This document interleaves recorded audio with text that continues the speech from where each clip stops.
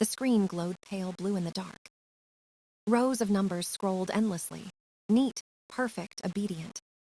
Then one column blinked wrong, a pulse out of rhythm. I leaned closer, eyes tracing the pattern through the fog of exhaustion. The anomaly wasn't random. It was deliberate, precise, like a fingerprint left on purpose. Riverton Logistics. A name buried deep inside the supplier index. A small company. Clean records. Perfect audits. Except for the last 2 quarters. Their invoices spiked 30% in the final week of every month. Then dropped back to normal the moment a new quarter began. A ghost in the data. A hand stealing from the shadows and smoothing the dust after. I opened the automated alert. The algorithm I built 6 months ago had caught it. Spend anomaly detected. Case V774. My heartbeat synced with the blinking notification.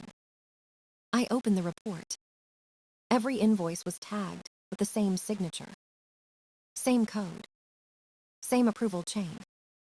It was elegant theft. Professional. Someone smart enough to hide behind chaos. I opened Riverton's corporate registration. 1 click. 2 seconds. The name loaded. David Calder. The air left my lungs like a punch. My stepfather's name burned on the screen. The man who had slammed a door in my face 12 years ago. The man who had taken everything. He was here. In my system. Feeding from the company I built my life inside. My hands shook once. Then steadied. Emotion was a luxury I had deleted years ago. I checked the metadata again, line by line. There was no mistake. The address matched. The signature matched. The theft was real.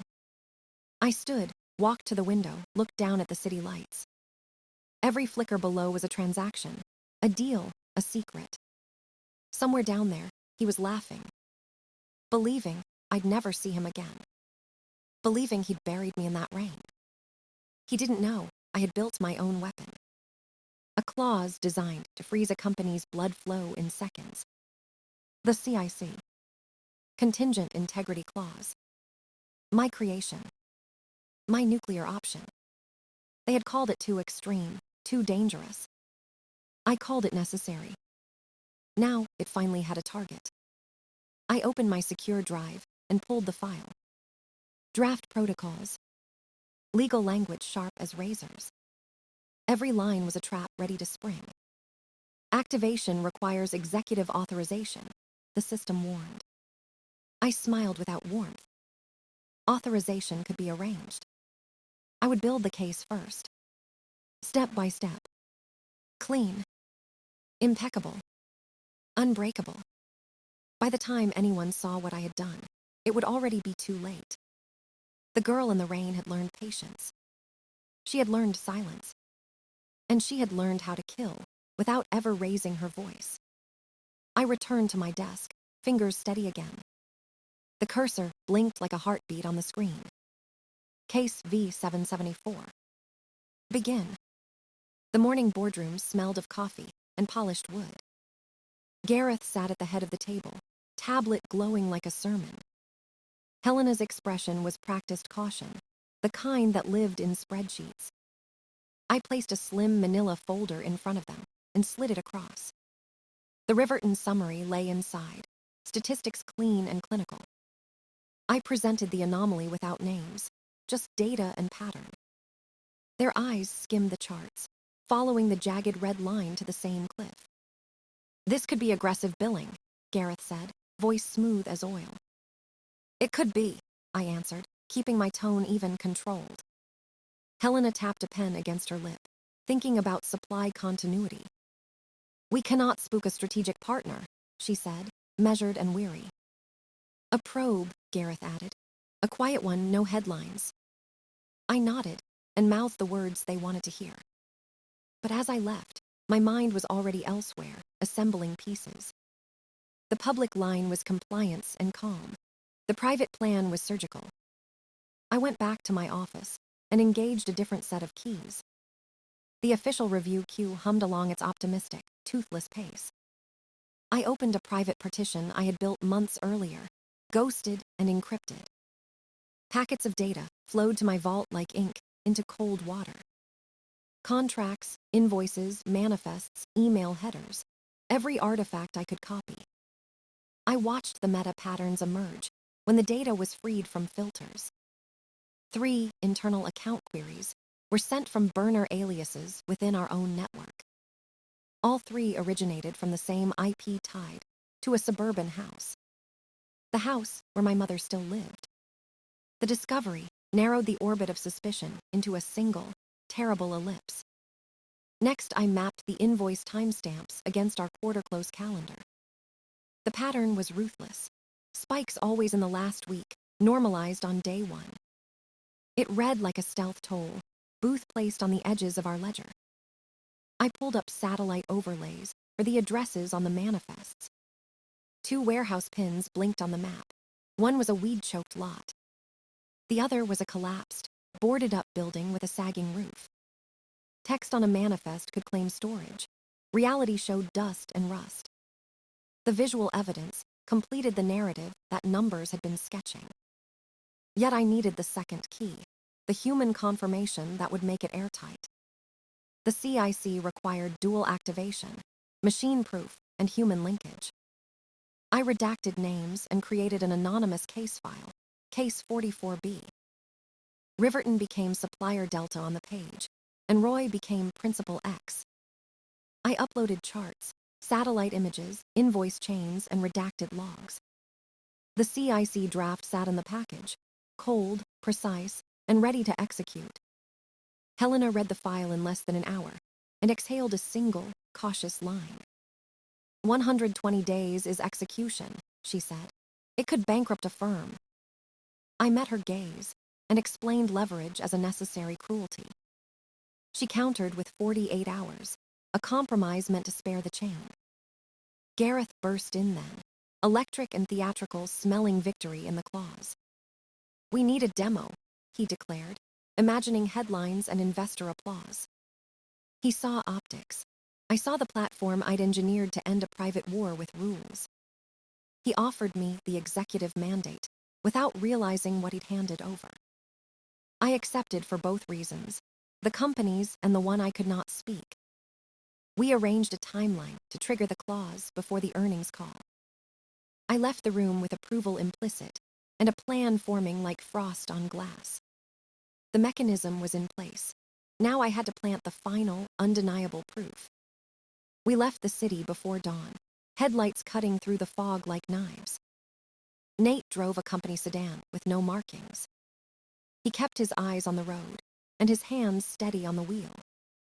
We spoke only in short notes, the kind that kept us both professional. East Bellerose felt abandoned, even in daylight. The streets were lined with shuttered factories and torn chain link.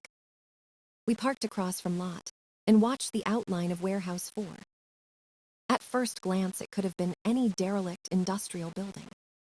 The padlock on the gate looked new against the rusted chain link.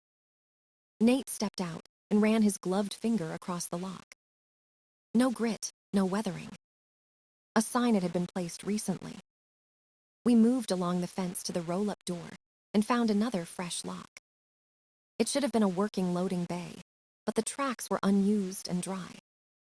We had the contractual right of inspection. Nate produced bolt cutters with the calm of a man who had done this before. 2 sharp snaps and the lock fell, clanging into the gravel. The sound seemed absurd in the stillness of the park.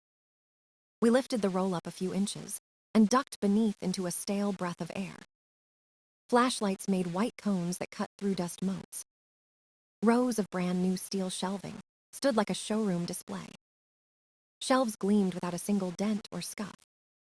Not one pallet, not one box, not even a piece of packing tape. It was the perfect stage for a phantom operation. In the far corner sat a barcode printer and a stack of blank labels. The printer hummed, as if ready to manufacture documentation. I moved slowly, so as not to disturb anything I might need as evidence. Nate bagged a label roll, as if it were contraband.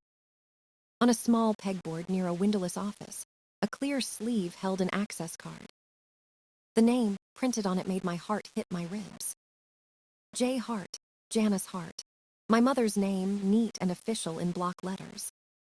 My flashlight shook for a beat and then stopped. I photographed the card at multiple angles for metadata and context. Phone flash snapped like a clinical shutter over a crime scene. Nate labeled and sealed the card in an evidence bag with date and time. We documented the empty aisles, the pristine floor, and the lonely printer. I recorded video sweeping from shelf to seal to printer for chain of custody. Every file was encrypted and duplicated to my private vault. Back outside, the fog had begun to thin and the sky was a flat gray. Nate drove without comment, as if this were just another assignment. On the tablet, I ran a quick cross-reference of the access card number. The database flagged an immediate family tie to a director-level employee. My breath felt heavy and thin, as if I had been holding it for years. This was the human link the CIC required. I felt the machine in my chest shift from pulse to purpose. I composed field notes with calm, precise language and timestamps. Every moment I had felt in the parking lot 12 years ago crystallized into evidence. I sent the preliminary package to a secure offline inbox for triage. Nate glanced at me once and gave a small nod that meant the job was done. We left the gate unlatched as a quiet violation, a statement for whoever came after. The industry park woke slowly as trucks rumbled in the distance. I kept my face neutral as we merged back onto the main road. Inside, the data would speak. Outside, the world would continue as if nothing had shifted. But something had. A name had crossed the line from memory into documentation. And the machinery I had built was now fueled and waiting. I sent a short message to my mother, Maple Iron. 7 p.m. we need to talk.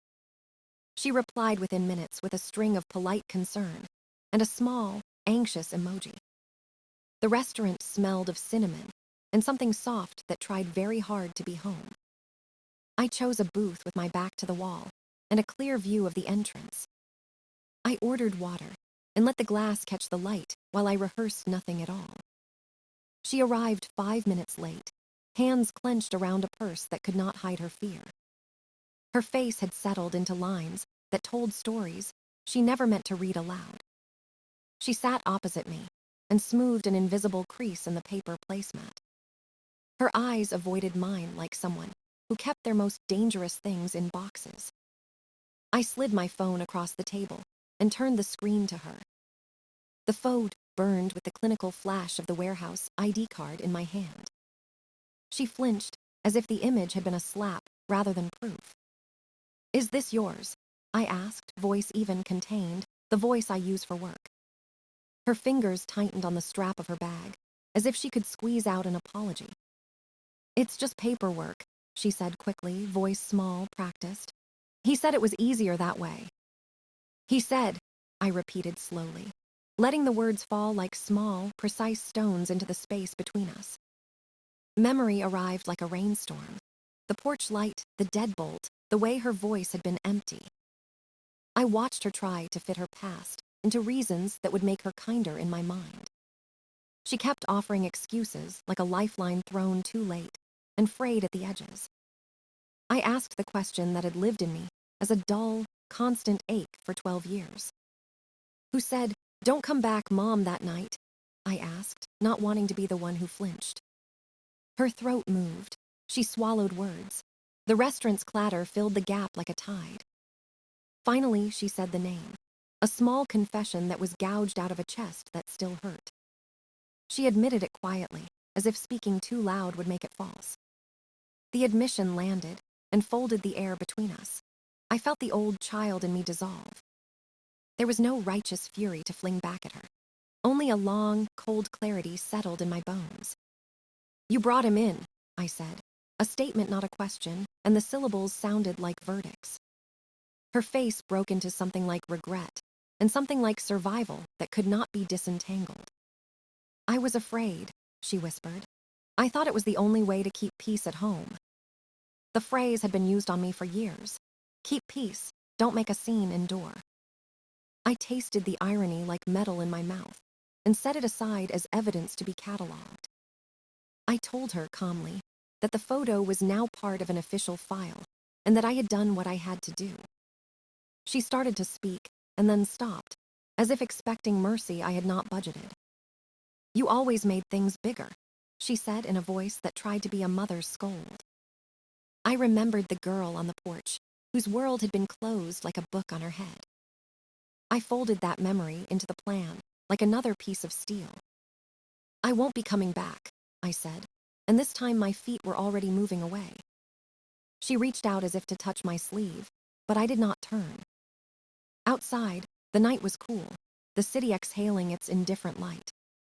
I walked back to the car and sent one more quiet message into the system I had built. Everything I had gathered that morning would now move through processes I had designed. Her name, once a private soft thing, now sat in a ledger as a vector, a link, a fact. I did not feel triumphant. I felt the exact, clean weight of consequence. The past and the future had met at a table and been catalogued. I slid into the driver's seat and exhaled, letting the plan's gears begin to turn. The office was quiet after hours, the kind of silence that hummed between glass walls. I sat before the terminal, screens casting faint light on my hands. The CIC protocol blinked like a patient heartbeat on standby. One confirmation, code away from freezing an empire. My reflection in the screen looked like someone I had never met. The folder labeled Riverton Logistics was complete. Evidence sealed, signatures logged, metadata clean. The final step required my executive key and one witness code. Helena's authorization sat in my inbox, time-stamped 5 minutes ago. Her message was short, almost reluctant. Proceed when ready. I stared at those words and felt their weight press on my chest. To her, it was a test run, a corporate maneuver, nothing personal. To me, it was justice carved in digital language. The cursor waited, blinking like a dare. I entered the passphrase I had written years ago on a torn page of memory. Case V774 resolved. The system asked, confirm activation. My finger hovered. Before I could press enter, my phone buzzed. An unknown number. I almost ignored it, but instinct cut through habit. I answered. A man's breath came first, rough and too close to the speaker. Lyra, he said, drawing out my name like it still belonged to him. David's voice, unmistakable. I know what you're doing. His tone was part threat, part disbelief, like he'd found a ghost with power. Then you know it's too late, I said evenly. You don't want to do this, he continued, words sliding over oil. You'll ruin your career. You'll ruin her. The last word stabbed sharper than the rest. Sir, my mother. I closed my eyes and saw the ID card again, bright under fluorescent light. You already did, I whispered. He began to say something else, but I cut the line. The silence after the call was enormous, clean, absolute. I typed the second key. The CIC clause lit green. Activation confirmed. A progress bar crawled across the screen like the slow inhale of inevitability. Files locked. Contracts suspended. Assets frozen. In 7 seconds, Riverton Logistics stopped existing as a living entity. The machine had no conscience.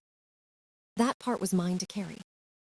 I leaned back, hands cold, pulse steady, watching lines of text rewrite a man's life. When it finished, I sent the final audit to the executive board's encrypted server. A legal bullet, time-stamped and irreversible.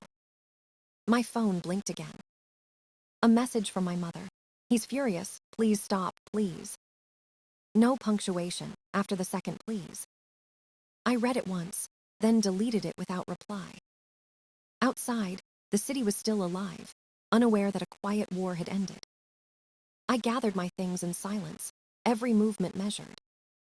When I stepped out, Rain had begun to fall again, faint and cold. Drops hissed against concrete, the sound of systems cooling down. I walked to the parking level, the hum of neon lights following me. The world looked unchanged, but something irreversible had shifted beneath it. He had taken my childhood. I had taken his future. The balance was perfect, mathematical, exact. Yet beneath the precision, an emptiness spread like static in my chest. Justice had no warmth. It only left clean air where chaos once lived. I started the engine and drove into the rain, letting it erase everything behind me. The conference hall smelled of glass, polish, and anticipation.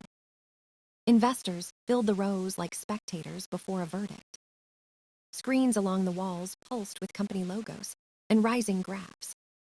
I stood behind the podium, heart steady, palms cold. Helena nodded from the front row, her expression unreadable but firm. Gareth opened the presentation with corporate optimism, smooth as theater. He spoke of innovation, expansion, sustainable growth. Then he handed the stage to me. Lyra Hale, Director of Risk Control, he said, smiling for the cameras. The applause was brief, polite, unaware of what was about to come. I opened the first slide. Numbers, charts, clean visuals. Then the data began to turn red. I told them about irregularities in the logistics network, about a partner whose invoices had crossed the line between error and design, about responsibility and transparency being more than slogans. A low murmur rolled through the room like wind before a storm. The next slide showed satellite photos, warehouse footage, timelines. And finally, one document. A signed authorization from Riverton Logistics, CEO David Calder. His name glowed white against the dark background, undeniable. Gasps moved through the hall in small waves. Someone whispered his name. Someone else swore softly. Gareth looked at me, startled but too late to intervene. The CIC clause was executed 72 hours ago, I said clearly. Assets frozen, accounts audited, fraud confirmed. The press cameras clicked like static lightning. On another screen, the company's stock began to tick upward. Investors loved courage more than they feared scandal. The narrative was writing itself in real time. Asterion, the fortress of integrity. Helena leaned back, silent, calculating the cost and the benefit. Gareth smiled again, this time with forced pride and quiet panic. In the corner of my eye, my phone blinked once with an unread message. I ignored it, kept my voice steady as I closed the presentation. We found corruption inside our walls, I said. And we removed it, no matter where it hid. The applause started hesitant, then grew stronger, then thundered. Every clap felt like an echo from a different world, one I no longer lived in. I left the stage as Gareth shook my hand for the cameras. He whispered something about bravery, about headlines, about trust. I smiled the way one does, after winning a war that cost too much. Outside, I checked the phone. A single message from my mother. He's gone. Police came. I didn't stop them. I stood under the overhang, watching rain smear the city into 1,000 mirrors. Somewhere out there, the man who had once closed a door on me was finished. And the woman who had once let him do it was finally alone. The victory should have tasted like relief, but it didn't. It was ash and rain and silence. My reflection in the wet glass looked calm, professional, complete. But inside, I felt hollowed out as if justice had carved me clean. I walked to the car, the sound of applause still faint in my ears. Somewhere in the distance, thunder broke the sky apart. I started the engine and drove, not toward home, but forward. No past, no promises, only the sound of rain chasing the light away. The rain had stopped by the time I reached the parking deck. The air smelled of metal and wet concrete, clean, almost sterile. I sat behind the wheel, watching the city lights blink like tired stars. A soft knock came on the window. My mother stood there, drenched, eyes hollow, voice lost to the wind. She mouthed my name, but no sound reached me. For a moment, I saw her as she once was, warm, frightened human. Then the image flickered, and all I saw was the woman who closed the door. I rolled the window down halfway. She whispered, "I'm sorry." The words fell between us, small and useless, like broken glass. I nodded once, not in forgiveness but in acknowledgement. There was nothing left to say. The storm had already done what words could not. She stepped back, swallowed by the mist that lingered above the pavement. I started the car, the engine humming like a quiet heartbeat. The rearview mirror caught her silhouette fading into the dark.